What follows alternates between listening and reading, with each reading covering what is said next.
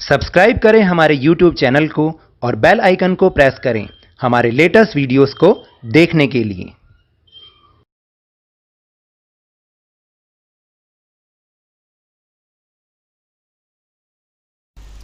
Hello and welcome to Lavneesh sir की class.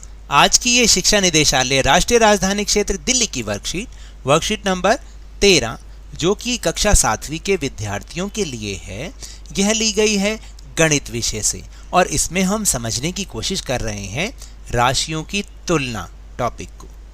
तो देखिए, ये राशियों की तुलना हमने पिछली वर्कशीट में भी सीखी थी और ये सीखा था कि राशियों की तुलना करने के लिए अलग अलग विधियां होती हैं। तो आज भी हम कुछ और विधियों को जानेंगे।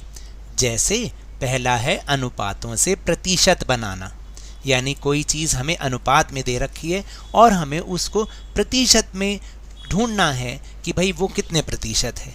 तो जैसे एक उदाहरण यहाँ पे दे रखा है, मेरे साथ इसको समझने की कोशिश करें और साथ में अपने पेन और कॉपी भी ज़रूर निकाल के रखें, क्योंकि साथ साथ में जब करेंगे ना मैथ्स तभी समझ में आता है।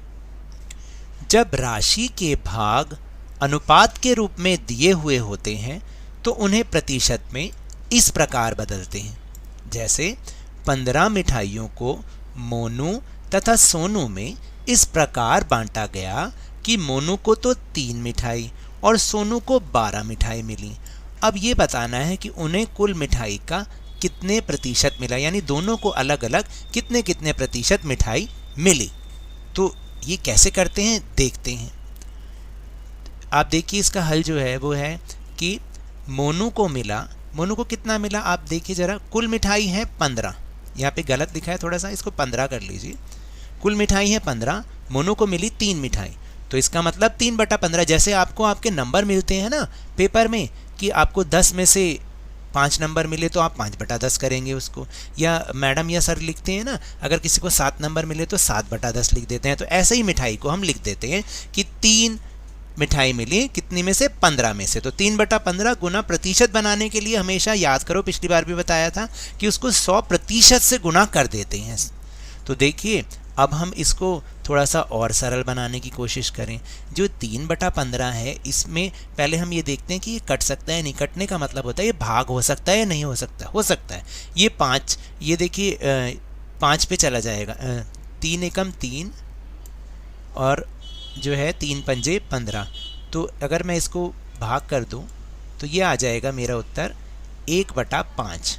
मैं यहाँ पे लिखने की कोशिश कर रहा हूँ 1/5, और 1/5 का मतलब फिर यहाँ पर देखो, आगे इन्होंने करके नहीं दिखा रखा, मैं आपको करके दिखा रहा हूँ। फिर आएगा 100/5।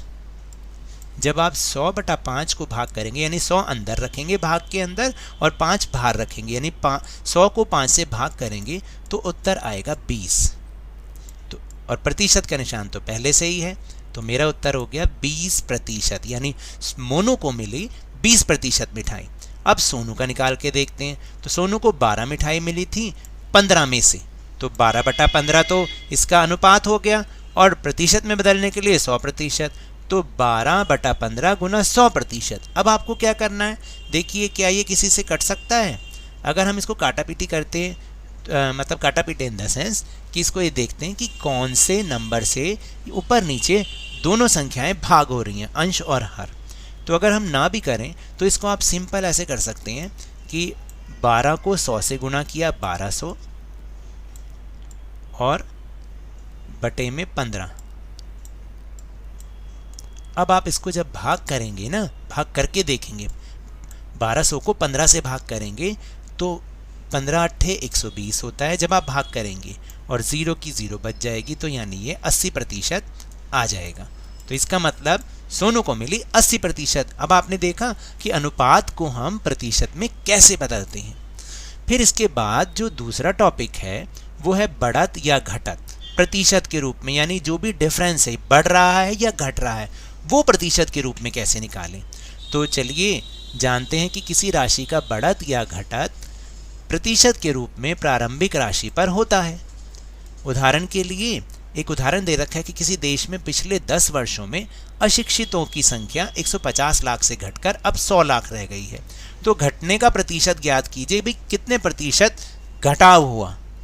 तो सबसे पहले हम प्रारंभिक जो राशि है वो हमारी प्रारंभिक राशि तो यही है कि प्रारंभ में अशिक्षितों की संख्या वो कितनी है 150 लाख। अब परिवर्तन कितना हुआ है हमें वो निकालना है। परिवर्तन कैसे हुआ, यानी पहले जितने थे उसमें से अब जितने हैं उनको घटाना है, तो वो उत्तर आया हमारा 50 लाख। तो इसका जो फार्मूला होता है वो कैसे निकालते हैं, देखिए कि प्रारंभिक घटत, यानी यहाँ पे गलत लिखा हुआ तो प्रारंभिक घटत नहीं लिखना, इसको लिखना है राशि में परिवर्तन। तो राशि में परिवर्तन हुआ 50 लाख का और प्रारंभिक राशि कितनी थी 150, तो अनुपात क्या बन गया 50/150। और प्रतिशत में बदलने के लिए याद रखना है 100% से गुणा करना है। तो जब हम इसको देखेंगे 10 से 10, तो यहाँ पर कितना बच गया, मैं यहाँ पर आपको करके दिखा रहा हूँ 5/15 और गुणा में 100। ठीक है, अब छोटा हो गया थोड़ा सा, इसको हम गुणा भाग करने में आसानी रहेगी। 5/15 को भी हम देख सकते हैं ये भाग हो जाएगा, 5 एकम 5 और 5 तिया 15, इसको आप ऐसे काट सकते हैं।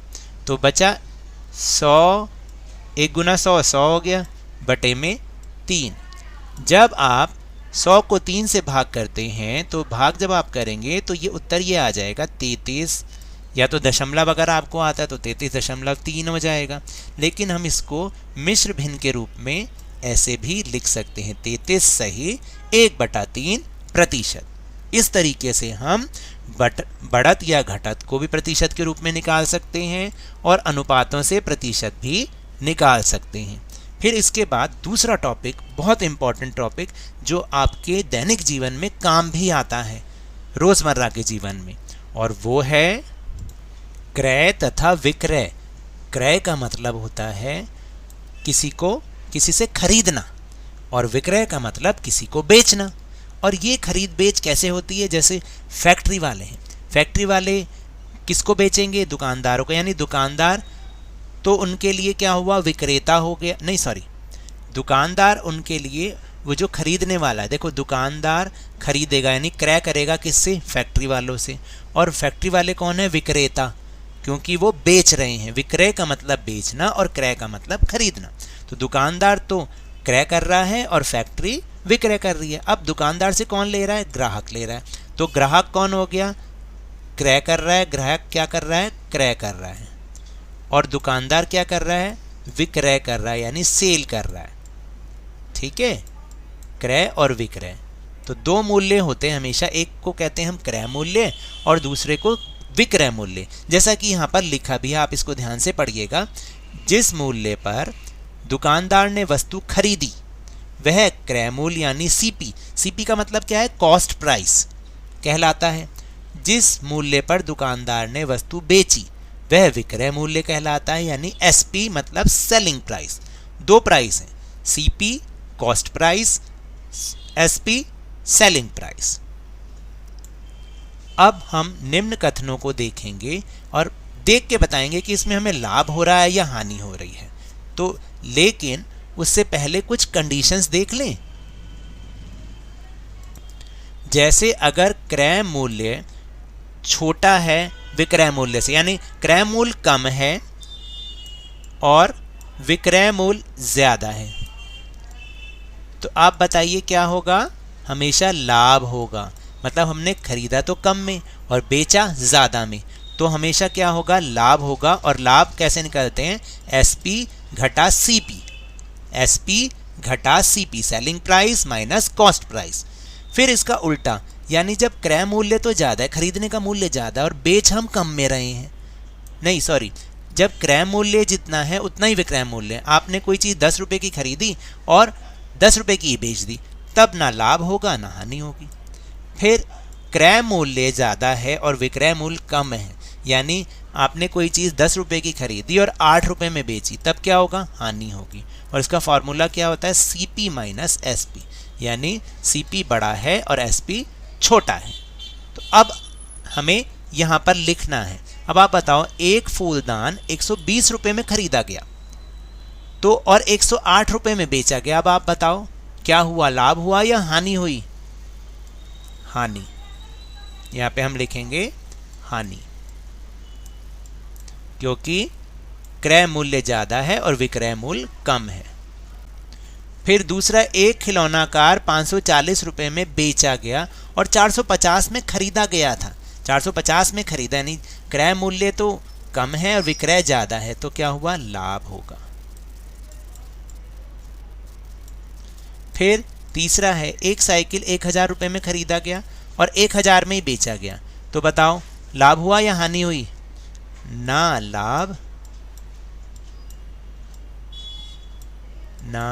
लाभ और ना ही हानि। इस तरह से हमें यहाँ पर लिखना है। अब आपको कुछ समझ में आया है? अब हम आगे बात करते हैं कि लाभ या हानि प्रतिशत के रूप में कैसे निकालेंगे। लाभ या हानि प्रतिशत के रूप में, लाभ या हानि को प्रतिशत रूप में ज्ञात किया जा सकता है। यानी लाभ या हानि दोनों क्रय मूल्य पर ही परिकलित करते हैं। यानी लाभ होगा तब भी हम उसको क्रय मूल्य पर निकालेंगे और हानि होगी तब भी हम उसको क्रय मूल्य पर ही निकालेंगे। लेकिन इसमें कुछ फार्मूलाज हैं जो आपको याद करने हैं अच्छी तरीके से। जैसे उदाहरण है, एक वस्तु 50 रुपये में क्रय की गई, मतलब खरीदी गई, और 12% हानि पर विक्रय की गई, यानी 12% की हानि पर उसको बेच दिया गया। अब उसका हमें विक्रय मूल्य निकालना है। तो देखिए, बहुत ध्यान से समझिएगा, इसमें हमें फार्मूला जरूर याद करना है।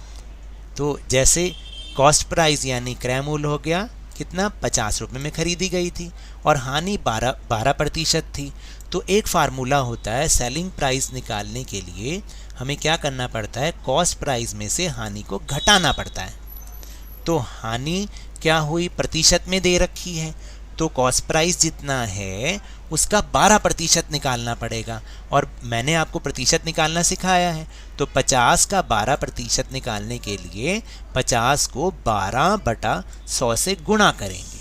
जब हम 12/100 से गुणा करेंगे तो एक जीरो से तो एक जीरो, यहाँ पर बचा 5, 12 पंजे 60/10, तो उत्तर आएगा 6।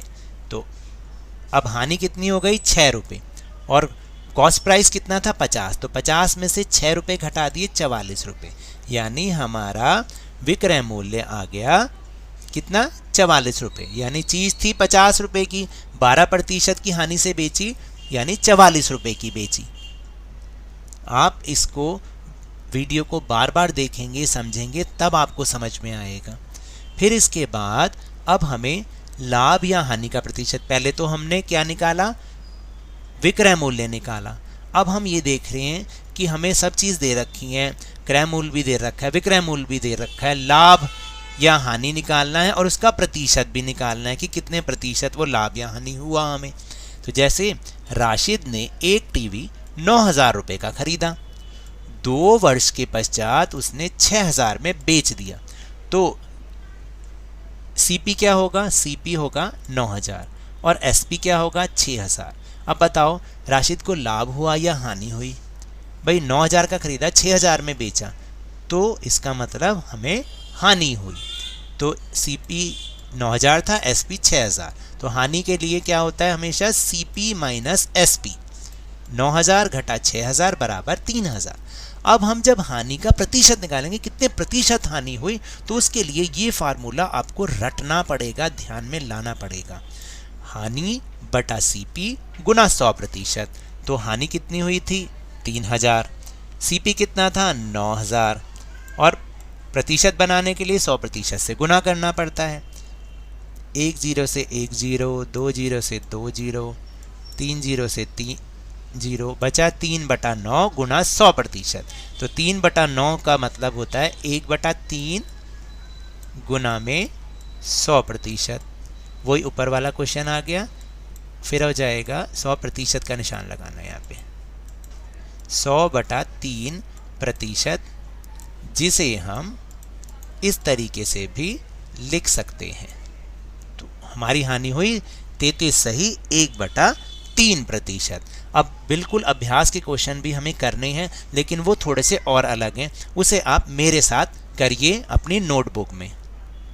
तो पहला प्रश्न है कि एक वस्तु को 5% लाभ पर, उल्टा क्वेश्चन है, 540 रुपये में बेचा गया, यानी जो हमने उदाहरण पढ़ा उसके बिल्कुल विपरीत स्थिति है, उसका क्रय मूल्य ज्ञात करना, उसमें विक्रय मूल्य ज्ञात करना था, अब हमें क्रय मूल्य ज्ञात करना है। तो यहाँ पे संकेत दे रखा है कि लाभ या हानि दोनों क्रय मूल्य पर परिकलित होते हैं, ये तो हमने पहले ही आपको समझाया है। तो देखिए हमें क्या क्या दे रखा है। विक्रय मूल्य यानी बेचने का मूल्य 540 रुपये, लाभ का प्रतिशत दे रखा है 5%, निकालना क्या है, क्रय मूल्य। तो ये कैसे निकालते हैं, इसका भी एक और फॉर्मूला है जो आपको याद करना पड़ेगा। तो वो फार्मूला है कि क्रय मूल्य कैसे निकालते हैं। क्रय मूल्य बराबर विक्रय मूल्य गुणा में 100 और नीचे बटे में 100 जमा लाभ। हानि होता है तो 100 में से घटाते हैं, लाभ होता है तो जोड़ते हैं। तो ऊपर से जो हमने रकम लिखी थी, जो मूल्य लिखे हैं वो लिखेंगे 540 गुना 100, 100 जमा 5, क्योंकि 5% के लाभ हुआ था ना, तो 540 गुना 100 बटे में 105। तो इसको हमने आपस में गुना किया तो 54,000 बन गया और उसको हमें 105 से भाग करना है। जब हम 105 से भाग करेंगे ना तो हमारा उत्तर आएगा ये है हमारा आंसर। तो 514 रुपये 28 पैसे उसका क्रय मूल्य होगा। फिर दूसरा प्रश्न है कि एक दुकानदार ने एक कुर्सी 375 रुपये में खरीदी और 400 रुपये में बेच दी। अब उसका लाभ तो हमें पता है कि भाई 25 रुपये का लाभ हुआ, लेकिन लाभ प्रतिशत निकालना है। तो क्या क्या दे रखा है, सीपी यानी क्रय मूल्य कितना हुआ 375 रुपये, एसपी यानी सेलिंग प्राइस क्या हुआ 400 रुपये। तो लाभ निकालने के लिए हमेशा एसपी माइनस सीपी करेंगे लाभ के लिए। तो 400 घटा 375 मतलब 25 रुपये वो आ गया। अब हमें उसकी प्रतिशत निकालनी है। तो लाभ प्रतिशत निकालने के लिए जो फॉर्मूला होता है वो ये वाला होता है। इसको आपको याद करना है अच्छी तरीके से और फिर प्रैक्टिस भी करनी है। लाभ बटा में सीपी गुना 100%।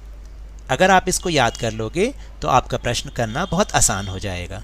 फिर इसी फार्मूले के हिसाब से अब हमें संख्याएं रखनी है। तो लाभ कितने का हुआ था 25 का, और कॉस्ट प्राइस क्या था, क्रय मूल्य क्या था 375 रुपये। तो 25 बटा 375 और प्रतिशत में बदलने के लिए 100% से गुणा करना पड़ता है। तो 25 को हम 375 को जब हम भाग करते हैं तो 15 आ जाता है। तो 1 बटा 15 तो यहाँ पर आ जाएगा, 100% यहाँ पे ही रहेगा। तो अब क्या हो गया 1 बटा 15 गुणा 100%। इसको हम और भाग करके देखेंगे तो और इसको सरल भिन्न में बनाएं, सरल करें इसको। तो 100 बटा 15 को हम और छोटा कर सकते हैं। ये किस पे जाएगा, ये दोनों के दोनों 5 पर भाग हो सकते हैं। 20 पंजे 100 और 3 पंजे 15। तो उत्तर आया 20 बटा 3%। अब इसको हमें भाग करके देखना है। जब हम इसको भाग करेंगे तो हमारा उत्तर आएगा 6.66 ऐसे आ जाएगा। तो इसको हम मिश्र भिन्न के रूप में इस तरह से भी दिखा सकते हैं, 6 सही 2/3%, ये इसका उत्तर होगा। तो ये तो थी आज की वर्कशीट। अगर मेरे इस तरह समझाने से आपको थोड़ा सा भी समझ में आया हो तो इस चैनल को ज़्यादा से ज़्यादा सब्सक्राइब कीजिए, लाइक कीजिए और बहुत ज़्यादा शेयर भी कीजिए। और हाँ, मेरे साथ इसी तरह वर्कशीट को समझते रहिए, लेकिन ध्यान और मन लगाकर पूरी मेहनत के साथ पढ़ते रहिए। और अगर आपको कोरोना वायरस से बचना है ना तो मास्क जरूर पहनिए, क्योंकि जब तक दवाई नहीं तब तक कोई ढिलाई नहीं। धन्यवाद।